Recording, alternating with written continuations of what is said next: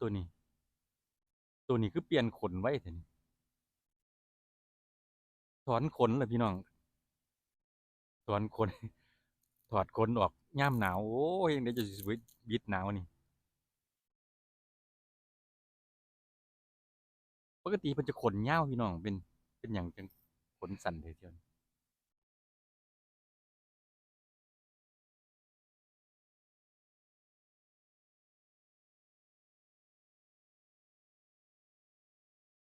หมากสนหมากสนแปลกต้นนี้พี่น้องต้นนี้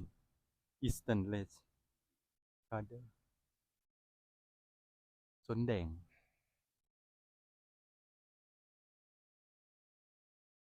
หน่วยมันเป็นแปลกๆพี่น้องหลายสายพันธุ์คือกันเนาะต้นสนกันเลย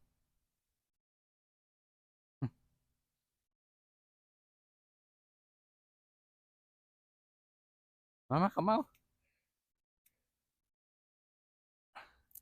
อยากย่านอยู่พี่น้องหมากสนอันนี้แปลกพี่น้องสีม่วงม่วงเนี่ยหน่อยนี่หมากสน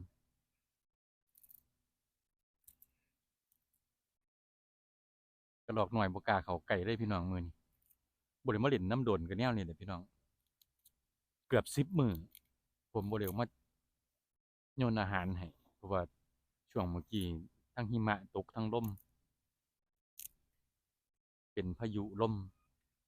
อาทิตย์กว่าๆเกือบ2 อาทิตย์พี่น้อง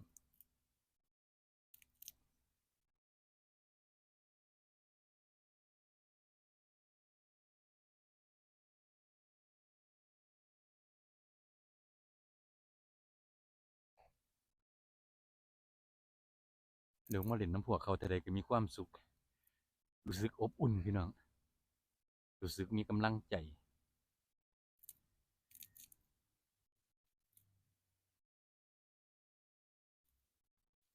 แปลกแต่กระรอกหน่อยตัวนี้เป็นหยังคือถอดขนไว้ว่าจังอืมจะบ่หนาวบ่ตกใจเดี๋ยวคือถอดขนไว้แท้ปกติเราจะเปลี่ยนขนในช่วงเบิดหนาวพี่น้องมันจะเปลี่ยนขน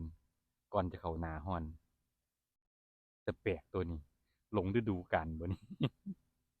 หน้าหนาวเพิ่งจะเริ่มเปลี่ยนเป็นขนสั้นเลยเฮ็ดจังได๋จะสิวิตหนาวนำเขา